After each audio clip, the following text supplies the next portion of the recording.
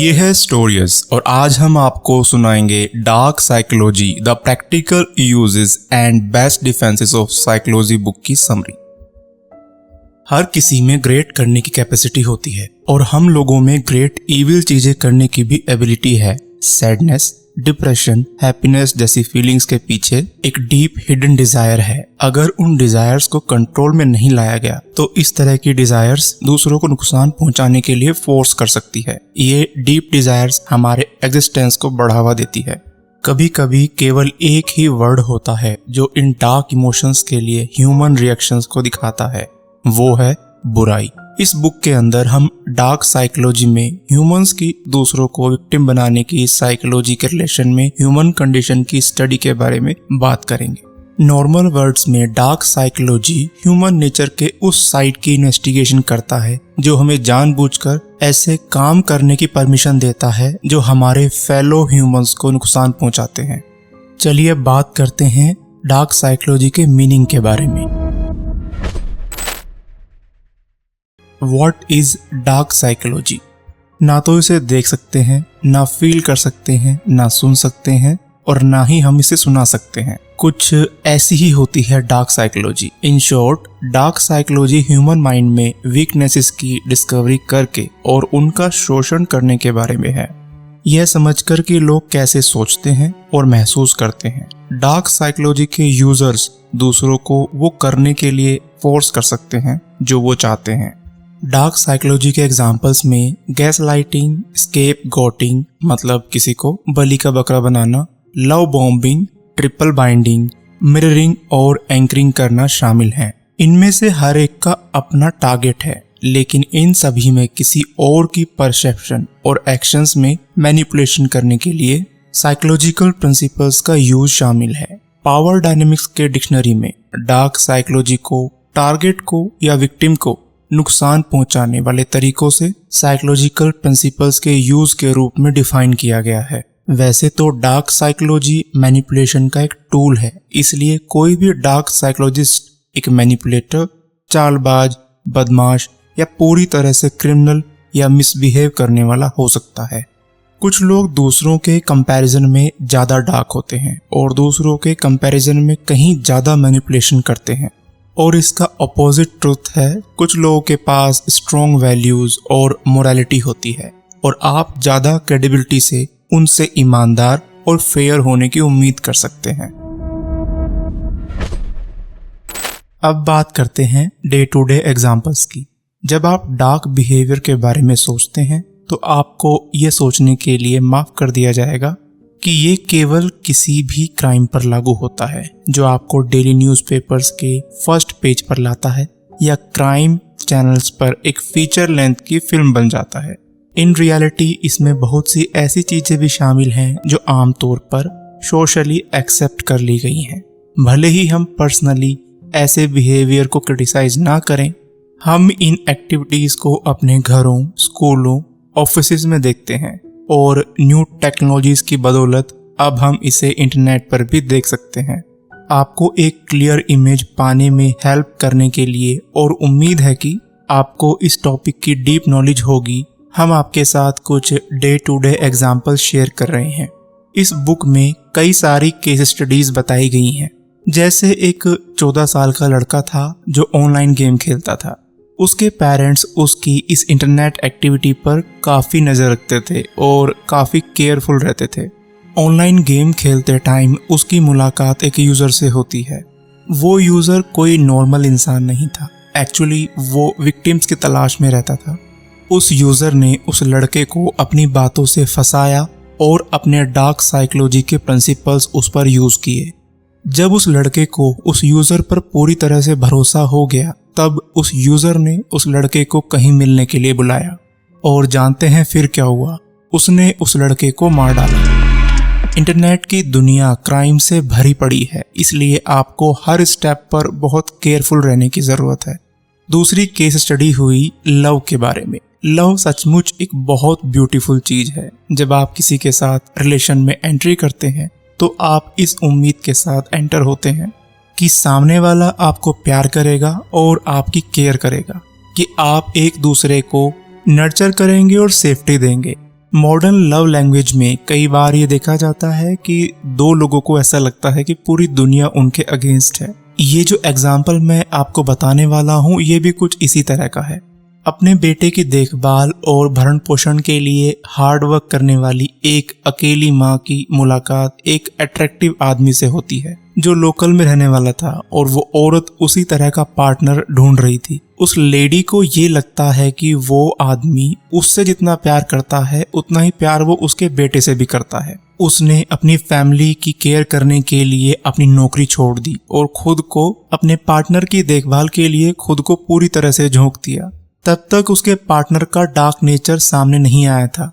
उस लेडी के पार्टनर ने फैमिली के लिए उसके लव को इस्तेमाल करते हुए उस लेडी को उसके जितने भी करीबी लोग थे उनसे अलग करा दिया। यहाँ तक कि उस लेडी को नौकरी छोड़ने की प्लानिंग भी उसने ही की थी, और रिजल्ट ये हुआ कि उसने उसका घर छीन लिया। अब वो लेडी और उसका बेटा पूरी तरह से उस आदमी पर ही डिपेंड थे। अब उस लेडी को उस आदमी से तरह तरह के पनिशमेंट, तरह तरह की यातनाएं मिलने लगी जो कि काफी इनह्यूमन था। किसी तरह से वो लेडी खुद को और अपने बच्चे को बचाकर वहां से भागी और पुलिस को कंप्लेंट की, जिससे कि उस आदमी को पकड़ा गया। अगली केस स्टडी बिलीफ सिस्टम पर बेस्ड थी। रिलीजियस लीडर्स और उनके फॉलोअर्स के बीच में एक बहुत प्योर रिलेशन होता है। लीडर का मतलब है जो आपको मोरल डायरेक्शन दे, जो अपने फॉलोअर्स को अपनी लाइफ को जीने के सही तरीके से डायरेक्ट करे। लेकिन करंट सोसाइटी में लोगों ने धर्म ग्रंथों की जो बातें हैं उनको तोड़ मरोड़ कर पेश किया है, जिसमें लोग भोले भाले चरवाहे बनने की बजाय वो भेड़िए बनना चुनते हैं जो कि समाज के लिए खतरा बनते हैं। कुछ पॉइंट्स पर बहुत सारे रिलीजियस लीडर्स खुद को भगवान डिक्लेयर कर देते हैं और दावा करते हैं कि वो किसी भी तरह का शोषण खुलेआम कर सकते हैं। सबसे पहले फॉलोअर्स को इस तरह का एक झूठा आडंबर दिखाया जाता है कि वो अपनी लाइफ में उनकी वजह से ही आगे बढ़ रहा है।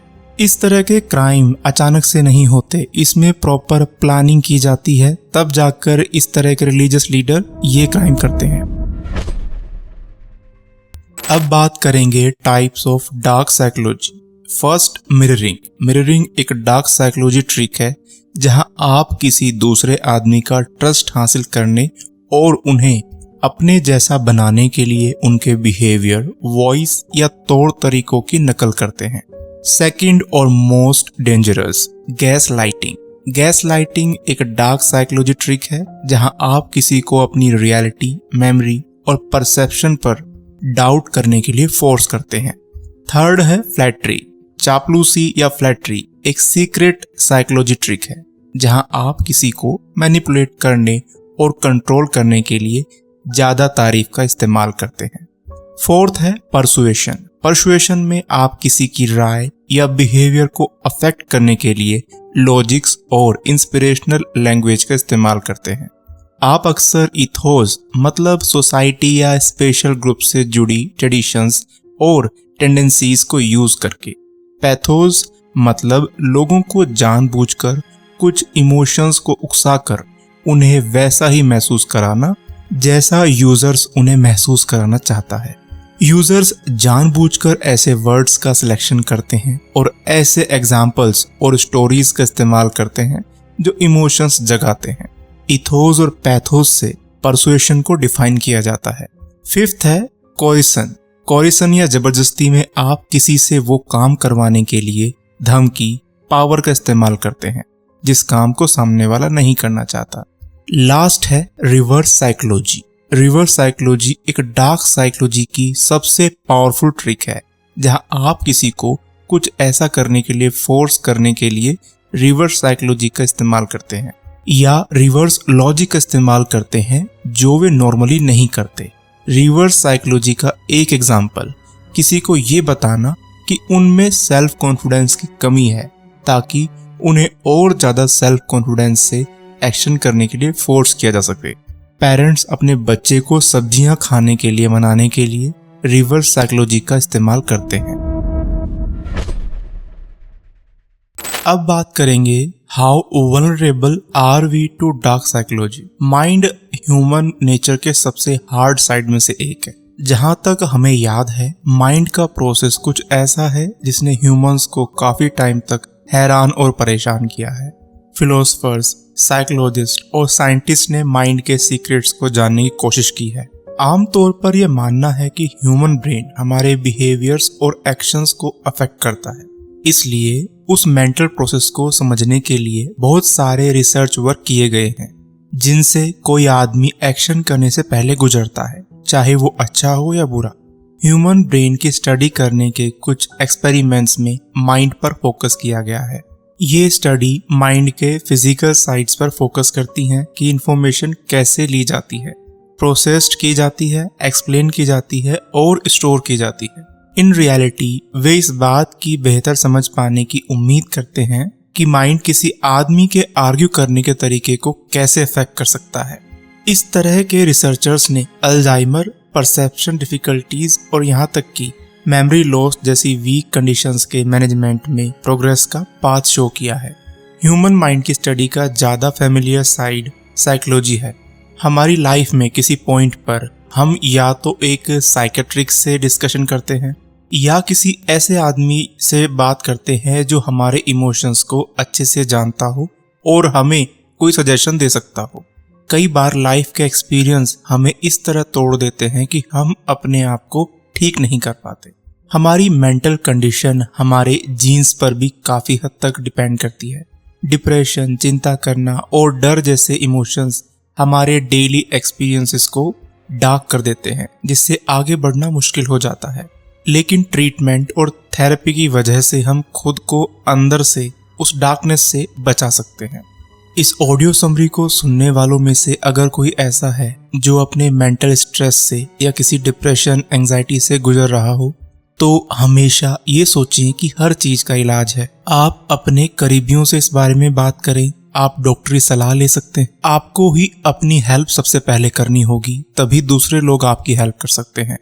चलिए अब हम फिर से समरी कंटिन्यू करते हैं। अगर हम अपने डेली लाइफ में डार्क साइकोलॉजी के इम्पैक्ट्स को शो करने के लिए यूज की गई केस स्टडीज की जांच करते हैं, तो क्वेश्चन ये आता है कि किस तरह से डार्क साइकोलॉजी हमें प्रभावित करती है। क्रिमिनल्स जिन चैनल्स को यूज करते हैं वो चैनल्स काफी हद तक इनोसेंट हैं।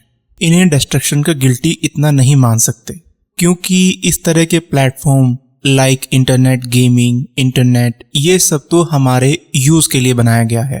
जैसे आपने पिछले चैप्टर में सुना था कि एक लड़के को गेमिंग प्लेटफॉर्म पर कोई यूजर मिलता है और वो यूजर उसे कन्विंस करके एक जगह बुलाता है और उसको मार डालता है।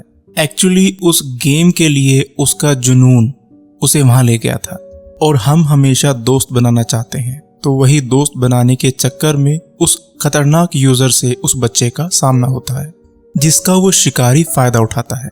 दूसरे मामले में वो लेडी किसी प्यार की तलाश में थी, वो अपने लिए लाइफ पार्टनर ढूंढ रही थी। उसकी उसी कमजोरी का फायदा उठाकर वो आदमी उसको प्रताड़ित करता है। विक्टिम्स की इच्छाओं और इमोशनल जरूरतों को तोड़ मरोड़ कर उनके अगेंस्ट कर दिया जाता है और हमारी जरूरतें ही हैं जो हमें इन शिकारियों के लिए इनसिक्योर बनाती हैं। अब इसका ये मतलब है कि हम अपने आप को इमोशनली बिल्कुल क्लोज कर दें? आइए जरा इस पर सोचते हैं। हमें पावर दिखाने, हार ना मानने और किसी को अपना डर दिखाने न देने के लिए तैयार किया गया है।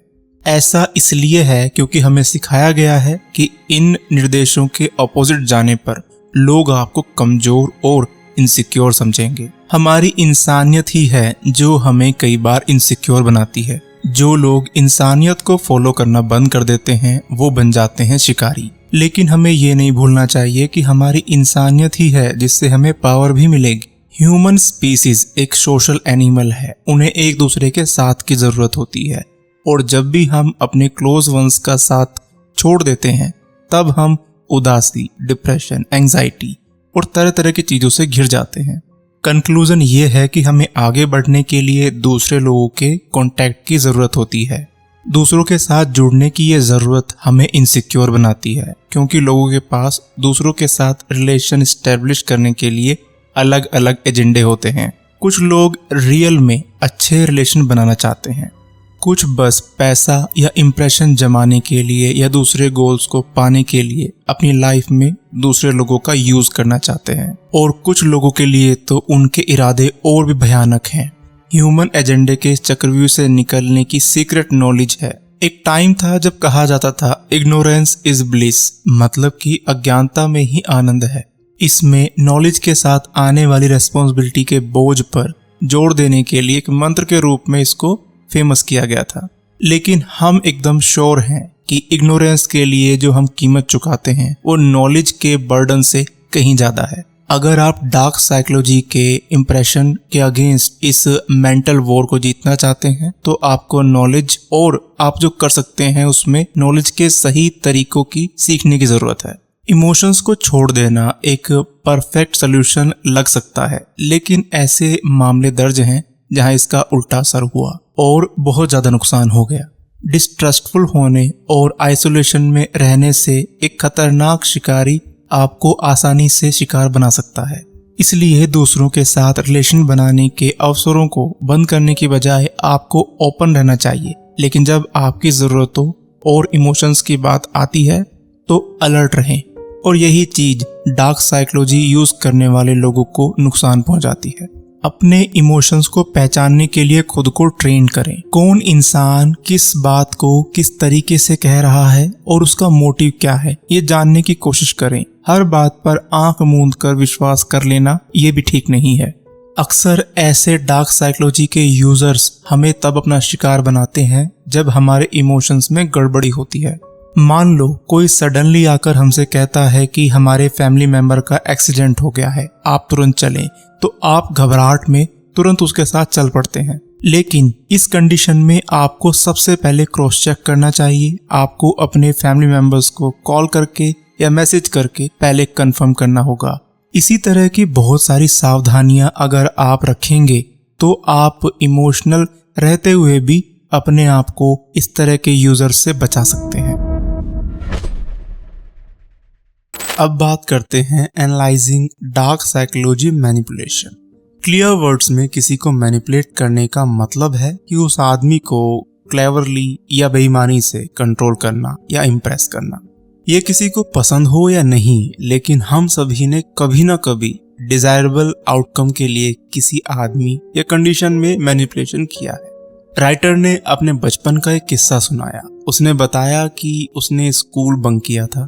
जब राइटर छोटा बच्चा था तो स्कूल नहीं जाना चाहता था और जानबूझकर बीमार पड़ जाता था या बीमारी का बहाना करता था। कई बार तो उसके पेरेंट्स को इमरजेंसी में उसको हॉस्पिटल लेकर जाना पड़ा, पर उसकी माँ को उस पर डाउट हुआ। तब उन्होंने उसको हॉस्पिटल ले जाना बंद किया, लेकिन घर पर ही रुकने की सलाह दी। एक बार ऐसे ही राइटर ने स्कूल से बंक किया और बहाना बनाया कि बीमार है। स्कूल के दोस्तों ने उसको फोन किया, कहा कि स्कूल में एक बहुत फेमस एक्टर आए हुए हैं और राइटर को तुरंत स्कूल आना चाहिए। अब राइटर ने अपनी माँ के पास जाकर जिद की कि उसे स्कूल जाना है। यहाँ तक कि उसने बता दिया कि उसने तो बहाना किया था बीमारी का जिससे वो घर पे रुक सके, लेकिन अब स्कूल में कोई एक्टर आया हुआ है और राइटर उससे मिलना चाहता है तो उसे जाने दिया जाए। राइटर की माँ उसे बिल्कुल भी स्कूल नहीं जाने देती और उसे घर पर ही रखती है। जब अगले दिन राइटर स्कूल पहुंचा तो वो जेलसी से भर गया। उसके दोस्तों ने बताया कि एक्टर ने उनको बहुत सारे गिफ्ट दिए। इसके बाद राइटर ने फिर कभी भी स्कूल ना जाने का, बीमारी का बहाना नहीं किया। तो इस तरह की चीजें कई बार हम अपनी लाइफ में जाने अनजाने कर जाते हैं, लेकिन होता भी ये साइकोलॉजिकल मैनिपुलेशन ही है। कई बार ऑफिस में जब किसी को छुट्टी लेनी होती है तो बीमारी का बहाना बनाकर वो छुट्टी ले लेते हैं। कई बार हमें जाना किसी और के साथ है, लेकिन हम 2-3 लोगों से कमिटमेंट कर देते हैं और फिर एक के साथ जाने के चक्कर में बाकी लोगों को हम बहाने बना देते हैं। कहने का मतलब ये है कि मैनिपुलेशन हमारे नेचर का पार्ट है, लेकिन जब मेंटल लेवल पर, साइकोलॉजिकल लेवल पर मैनिपुलेशन आता है तो चीजें थोड़ी सी सीरियस और डरावनी हो सकती हैं। इस कंडीशन में किसी आदमी के एक्शंस या थॉट्स की सीक्रेट स्ट्रेटजी के यूज से इम्पैक्ट कर सकते हैं। इस रेफरेंस में जिस आदमी के साथ मैनिपुलेशन किया जा रहा है उसे क्लेवरली यूजर की इच्छा को एक्सेप्ट करने या रिजेक्ट करने का ऑप्शन नहीं दिया जाता है। उन्हें बस फॉलो करने के लिए फोर्स किया जाता है। मैनिपुलेशन करने वालों के पास में ये सब करने के लिए कुछ रीजंस होते हैं। ऑफिस में ये लोग अपने निजी एजेंडे को आगे बढ़ाने के लिए काम करते हैं, भले ही इसके लिए उन्हें एक दूसरे के खिलाफ कुछ आरोप लगाने पड़े। इनका प्रिंसिपल बहुत सिंपल है, अगर आप कोई चीज चाहते हैं तो आपको आगे बढ़ना होगा और लेना होगा। रिलेशंस में ये आमतौर पर पावर पाने के लिए और कंट्रोल में रहने के लिए बहुत कुछ करते हैं। ये किसी भी लिमिट तक जा सकते हैं। कई बार तो बस ये बोर हो जाते हैं और टाइम काटने के लिए ही मैनिपुलेशन करते रहते हैं। ये इनके लिए एक तरह से खेल बन जाता है, लेकिन ये डरावना है क्योंकि इसकी कहाँ पर लिमिट है ये कोई नहीं जानता। मैनिपुलेट करने वालों में सबसे नॉर्मल और सबसे कॉमन हैबिट है झूठ बोलना। अगर आप किसी एक्सपर्ट मैनिपुलेटर को पहचानना चाहते हैं तो ये देखें कि कौन कितना झूठ बोलता है। ये लोग अपनी गलती कभी नहीं मानते और तुरंत मना कर देते हैं। अगर आप इनसे पूछेंगे कि आपसे ये गलती हुई है तो हो सकता है कि आपको ये बुरा फील करा दें। अपने विक्टिम्स पर कंट्रोल लेने के लिए ये उन्हें पूरी तरह से बदनाम कर देते हैं।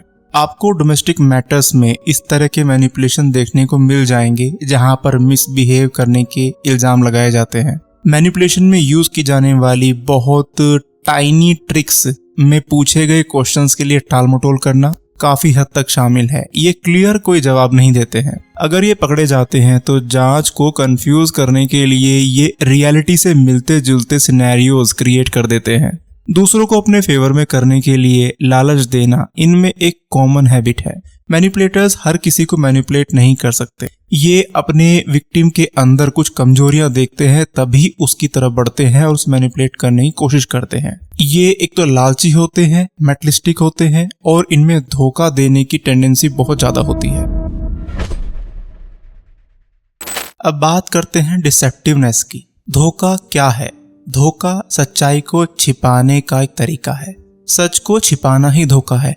कोई स्पेशल बेनिफिट लेने के लिए ये किया जाता है। ये मैनिपुलेशन जैसा लग सकता है पर इसमें एक थोड़ा सा डिफरेंस है। धोखे को अक्सर मैनिपुलेशन के कामों में लगाया जाता है और ये मैनिपुलेशन करने वाले की प्लानिंग की कई लेयर्स में से एक है। मतलब मैनिपुलेशन कई लेयर्स में बटा हुआ होता है जिनमें से एक लेयर है धोखे की, डिसेप्टिवनेस की। डिसेप्शन का एम होता है दूसरी साइड को बेवकूफ बनाना। हालांकि मैनिपुलेशन उससे कहीं ज्यादा डीप है और डिसेप्शन से उसमें सपोर्ट मिलता है। एक झूठ को सामने आने में काफी टाइम लग सकता है, लेकिन जब झूठ सामने आता है तो अपने पीछे जो नुकसान और डिस्ट्रक्शन छोड़ता है वो बहुत ज्यादा डिस्ट्रक्टिव हो सकता है।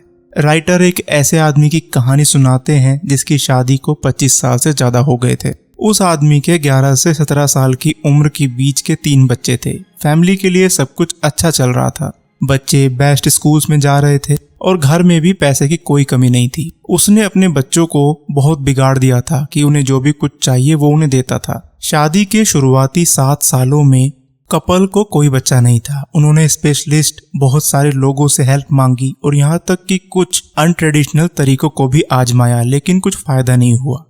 शादी के एक ऐसे पड़ाव पर जब उनके हालात बहुत खराब थे तब उनकी वाइफ प्रेग्नेंट हुई। खराब हालत थे, लेकिन परिवार में जब 2 बच्चों को शामिल किया गया तो उसके बाद उनकी प्रॉपर्टी और बढ़ी। एक दिन कपल को फोन आया कि उनके सबसे बड़े बेटे का एक्सीडेंट हो गया है और ऑपरेशन की तुरंत जरूरत थी, जिसमें एक बॉडी पार्ट भी चेंज करना था जिसके लिए कोई डोनर चाहिए था। अपने बच्चे को बचाने के लिए अपना बॉडी पार्ट दान करने के प्रोसेस में उस आदमी को एक डेंजरस सीक्रेट का पता चला जो उसकी वाइफ ने उसे कई सालों तक छिपा कर रखा था। वो उसका बेटा नहीं था। इन रियलिटी कोई भी बच्चा उसका नहीं था। एकदम टूटा हुआ, हर्ट और शर्मिंदा होकर उसने अपनी जान ले ली, लेकिन अपनी वाइफ और बच्चों को अपनी प्रॉपर्टी से अलग किए बिना। ये धोखा एक आदमी से शुरू हुआ था, लेकिन इसके कंट्रोल में 5 लोग आए, 3 बच्चे, वाइफ और हस्बैंड। एक दूसरे एग्जाम्पल में एक यंग स्टार्टअप फर्म ने अपने फाइनेंशियल मैटर्स को संभालने के लिए एक अकाउंटेंट की सर्विसेज की भर्ती की। स्टार्टअप के मालिक को जल्दी ही इस यंग अकाउंटेंट से प्यार हो गया। ये पूरी तरह से बिजनेस रिलेशन था, लेकिन इसमें फ्रेंडशिप के इमोशंस भी आने लगे थे। जैसे जैसे कंपनी बढ़ी और अपने एक्सपेंशन की ओर चलने लगी तो ओनर ने बहुत सारी जिम्मेदारियां उस अकाउंटेंट को सौंप दी। ये रेस्पॉन्सिबिलिटीज बहुत सारी फैसिलिटीज और बेनिफिट्स के साथ आई और कुछ टाइम के लिए चीजें अच्छी दिख रही थी, लेकिन जब एक फेलियर लेन देन ने कंपनी के रिकॉर्ड की जांच की तो मालिक सामने आए रिवोल्यूशन के लिए तैयार नहीं था। इन सालों में उन्हें और उनकी कंपनी को बहुत अच्छे तरीके से लूटा गया था, इतना कि कंपनी के अकाउंट्स तक खतरे में पड़ गए। कुछ ही महीनों में कंपनी बंद हो गई। 43 लोगों ने अपनी नौकरियां खो दी और ओनर ने अपना सारा इन्वेस्टमेंट और भरोसा खो दिया। डिसेप्शन या धोखे के बारे में कच्ची बात यह है कि उसी इमोशन से बना है जो ह्यूमन रिलेशंस के लिए जरूरी है। ट्रस्ट, जितना बड़ा भरोसा उतना बड़ा धोखा। और जब कोई बहुत ज्यादा गहरा विश्वासघात होता है तो उसके डिस्ट्रक्टिव इफेक्ट दूर दूर तक जाते हैं। मान लीजिए आपने अपने बॉस को अपने कलीग के प्रोजेक्ट को कूड़ेदान में फेंकते हुए देखा और आपने सुना जब वे इस बारे में डिटेल में बात कर रहे थे कि वो इस आइडिया को कितना खराब मानते हैं। बाहर निकलने पर आपका सामना उसी कलीग से हो जाता है जो आपसे उस प्रोजेक्ट के बारे में पूछता है कि बॉस की उस बारे में क्या राय होगी। इस मैटर में सच बोलने से बहुत ज्यादा नुकसान होगा, तब आपको झूठ बोलना चाहिए। जो लोग आपके लिए इन रियलिटी जितना महसूस करते हैं उससे ज्यादा प्यार या इमोशंस महसूस कराने का दावा करते हैं। जो लोग आपसे सच में प्यार करते हैं उन्हें जताने की उतनी जरूरत नहीं होती। आपको उनकी बॉडी लैंग्वेज, उनकी बातों में वो झलक ही जाएगा। धोखेबाज इंसान को अपना झूठा प्रेम दिखाने की और उसका डिक्लेरेशन करने की एक आदत होती है जिससे कि वो आपका फायदा उठा सके। तो यहाँ पर डार्क साइकोलॉजी का पार्ट 1 खत्म होता है। जल्दी ही हम आपके लिए पार्ट 2 लेकर आएंगे। आपको हमारी बुक समरीज कैसी लग रही हैं आप कमेंट सेक्शन में जरूर लिखें। कोई सुझाव या किसी तरह की कोई त्रुटि अगर आपको दिखाई देती है तो जरूर बताएं। अगर आपने स्टोरीज को अभी तक सब्सक्राइब नहीं किया है तो प्लीज सब्सक्राइब करें और बेल बटन को प्रेस करना ना भूलें। फिर मिलता हूँ एक नई बुक समरी के साथ, तब तक के लिए नमस्कार।